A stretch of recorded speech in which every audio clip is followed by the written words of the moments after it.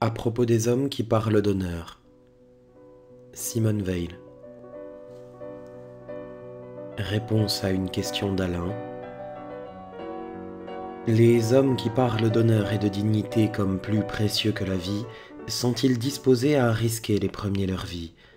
Et que penser d'eux s'ils ne le sont pas?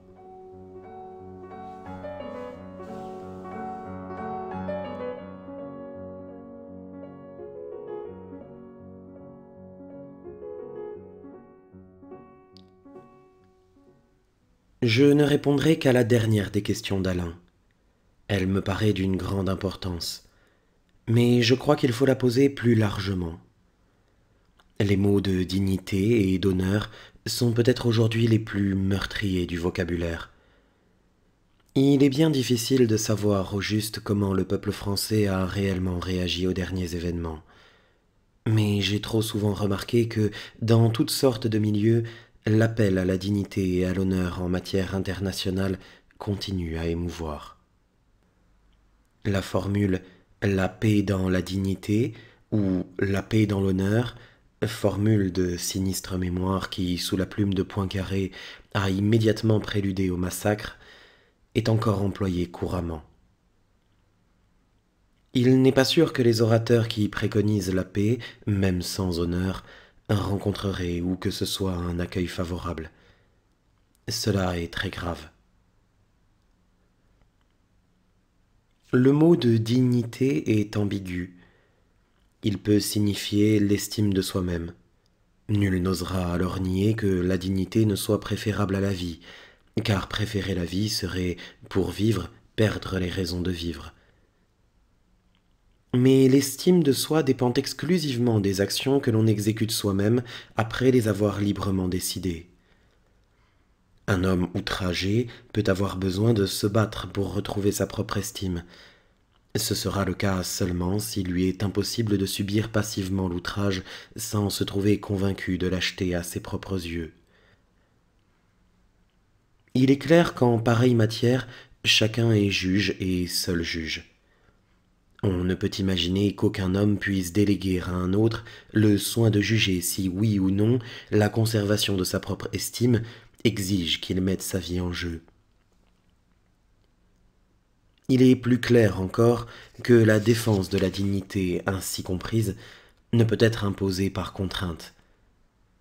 Dès que la contrainte entre en jeu, l'estime de soi cesse d'être en cause. D'autre part, ce qui délivre de la honte, ce n'est pas la vengeance, mais le péril.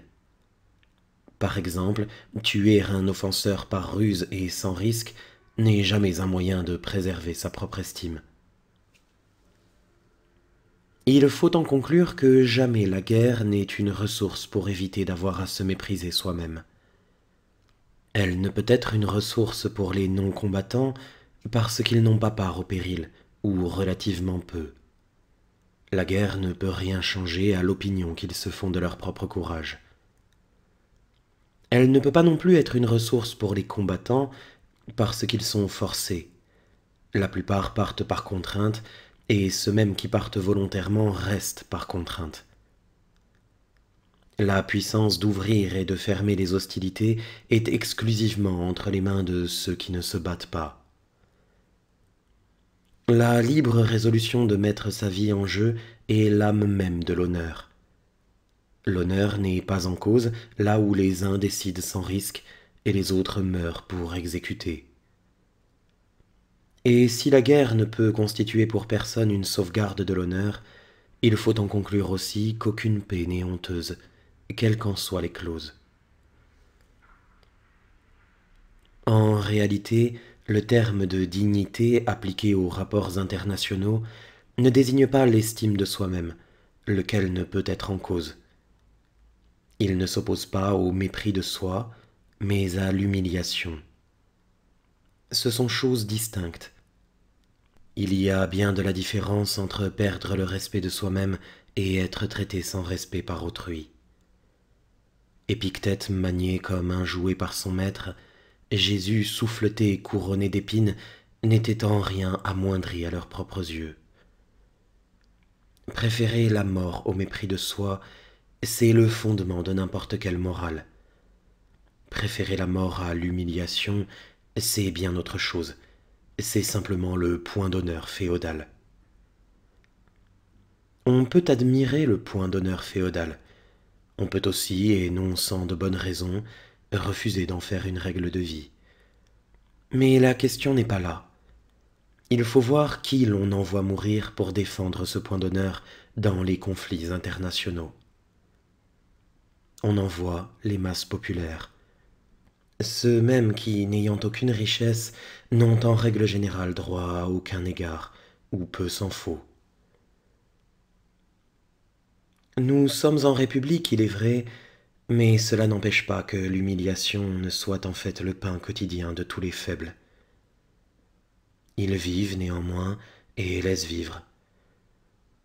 Qu'un subordonné subisse une réprimande méprisante sans pouvoir discuter, qu'un ouvrier soit mis à la porte sans explication et s'il en demande à son chef, s'entende répondre « Je n'ai pas de compte à vous rendre », que des chômeurs convoqués devant un bureau d'embauche apprennent au bout d'une heure d'attente qu'il n'y a rien pour eux, qu'une châtelaine de village donne des ordres à un paysan pauvre et lui octroie 5 sous pour un dérangement de 2 heures, qu'un gardien de prison frappe et injurie un prisonnier, qu'un magistrat fasse de l'esprit en plein tribunal aux dépens d'un prévenu ou même d'une victime.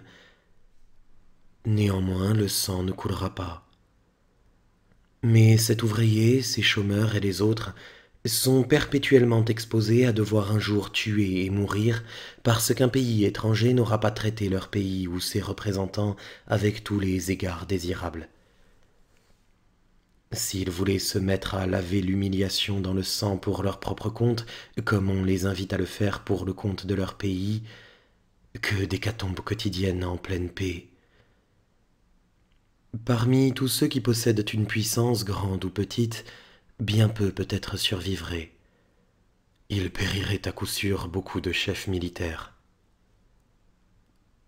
Car le plus fort paradoxe de la vie moderne, c'est que non seulement on foule aux pieds dans la vie civile la dignité personnelle de ceux que l'on enverra un jour mourir pour la dignité nationale, mais au moment même où leur vie se trouve ainsi sacrifiée pour sauvegarder l'honneur commun, ils se trouvent exposés à des humiliations bien plus dures encore qu'auparavant. Que sont les outrages considérés de pays à pays comme des motifs de guerre auprès de ceux qu'un officier peut impunément infliger à un soldat? Il peut l'insulter et sans qu'aucune réponse soit permise. Il peut lui donner des coups de pied. Un auteur de souvenirs de guerre ne s'est-il pas vanté de l'avoir fait? Il peut lui donner n'importe quel ordre sous la menace du revolver, y compris celui de tirer sur un camarade. Il peut lui infliger à titre de punition les brimades les plus mesquines. Il peut à peu près tout, et toute désobéissance est punie de mort, ou peut l'être. Ceux qu'à l'arrière on célèbre hypocritement comme des héros, on les traite effectivement comme des esclaves. Et ceux des soldats survivants qui sont pauvres, délivrés de l'esclavage militaire, retombent à l'esclavage civil, où plus d'un est contraint de subir les insolences de ceux qui se sont enrichis sans risque. L'humiliation perpétuelle et presque méthodique est un facteur essentiel de notre organisation sociale, en paix comme en guerre, mais en guerre à un degré plus élevé. Le principe selon lequel il faudrait repousser l'humiliation au prix même de la vie, s'il était appliqué à l'intérieur du pays, serait subversif de tout ordre social, et notamment de la discipline indispensable à la conduite de la guerre. Qu'on ose, dans ces conditions, faire de ce principe une règle de politique internationale, c'est véritablement le comble de l'inconscience. Une formule célèbre dit qu'on peut à la rigueur avoir des esclaves, mais qu'il n'est pas tolérable qu'on les traite de citoyens. Il est moins tolérable encore qu'on en fasse des soldats. Certes, il y a toujours eu des guerres, mais que les guerres soient faites par les esclaves, c'est le propre de notre époque. Et qui plus est, Ces guerres où les esclaves sont invités à mourir au nom d'une dignité qu'on ne leur a jamais accordée, ces guerres constituent le rouage essentiel dans le mécanisme de l'oppression. Toutes les fois qu'on examine de près et d'une manière concrète les moyens de diminuer effectivement l'oppression et l'inégalité, c'est toujours à la guerre qu'on se heurte, aux suites de la guerre, aux nécessités imposées par la préparation à la guerre.